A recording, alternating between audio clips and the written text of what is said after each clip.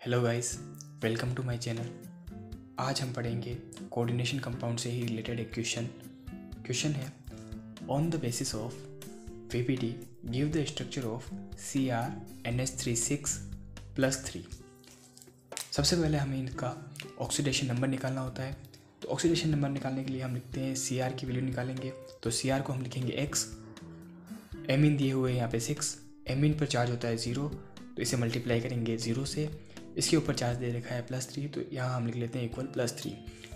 x 0 से multiply करेंगे 6 को, तो कितना हो गया 0 इक्वल टू चार्ज इस पर आ जाएगा +3, यानी कि x इक्वल टू हमारे पास कितना आया +3 आया। अब हम अगर क्रोमियम की इलेक्ट्रॉनिक कॉन्फ़िगरेशन देखते हैं तो वो हमारे पास होता है 3d5 4s1, क्योंकि क्रोमियम पर जो चार्ज आया है वो आया है +3, यानी कि इसमें से 3 इलेक्ट्रॉन बाहर निकलेंगे। अब जो 3 इलेक्ट्रॉन बाहर निकलेंगे, क्योंकि 4s जो होता है उसकी एनर्जी s कक्षक की जो एनर्जी होती है वो क्या होती है, कम होती है। तो पहले इलेक्ट्रॉन s में से निकलेगा, तो एक इलेक्ट्रॉन s में से निकला और 2 इलेक्ट्रॉन d में से निकलेंगे। तो d में अब कितने इलेक्ट्रॉन बचे, 3 इलेक्ट्रॉन, और s में कितने बचे 0। तो अब हम d में भरते हैं 3 इलेक्ट्रॉन। तो सबसे पहले हम d में 1, 2 और 3 इलेक्ट्रॉन भर देते हैं। क्योंकि Cr के साथ 6 एमीन ग्रुप जुड़े हुए हैं, तो हमारे पास यहाँ पे 6 पूर्ण रिक्त कक्षक की ज़रूरत है। तो 2 तो पूर्ण रिक्त कक्षक डी में बचे हुए हैं, एक एस का हो जाएगा और 3 पी के हो जाएंगे। तो यहाँ पे इन तीनों में नाइट्रोजन के लोन पेयर डोनेट होते हैं।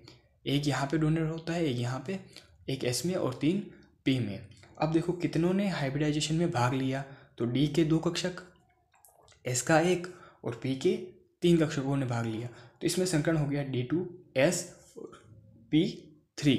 तो ये इसका संकरण हो जाएगा D2sp3। जब भी D2sp3 संकरण हो तो उसकी संरचना जो होती है वो होती है अष्टफलकीय, यानी कि ऑक्टाहेड्रल।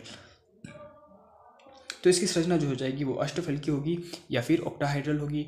अब देखो संकरण होने के बाद इसमें अयुग्मित इलेक्ट्रॉन कितने हैं, तो संकरण होने के बाद ये अयुग्मित इलेक्ट्रॉन ही है। तो 3 अयुग्मित इलेक्ट्रॉन है, 1, 2 और 3।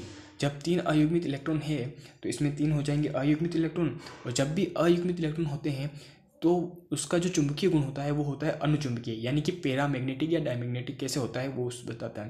यानी कि उसका गुण कौन सा हो जाएगा, पैरामैग्नेटिक होगा। अनुचुंबकीय गुण होगा तो उसको इंग्लिश में हम बोलेंगे पैरामैग्नेटिक। अगर संकरण होने के बाद सभी इलेक्ट्रॉन युग्मित होते हैं, मान लो कि यहाँ पे इस प्रकार से इलेक्ट्रॉन होते हैं, सभी इलेक्ट्रॉन क्या होते हैं, युग्मित होते हैं, तब इसमें जो संकरण होता, जो चुंबकीय गुण होता वो कौन सा होता, प्रतिचुंबकीय होता। यानी कि जब इलेक्ट्रॉन क्या हो जाते हैं, युग्मित हो जाते हैं, तब उनका गुण प्रतिचुंबकीय हो जाता है। और अयुग्मित इलेक्ट्रॉन होते हैं तब उनका गुण कौन सा होता है, अनुचुंबकीय गुण होता है।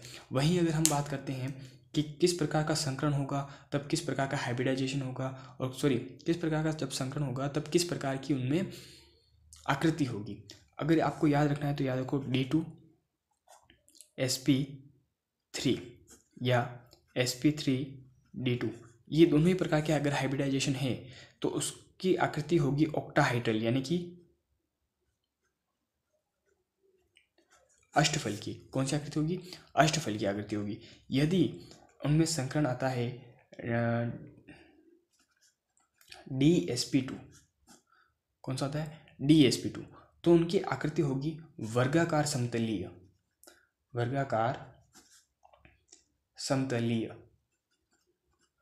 अगर संकरण आता है sp3, कौन सा sp3 अगर संकरण है तो उनकी जो संरचना होगी वो होगी चतुष्फलकीय।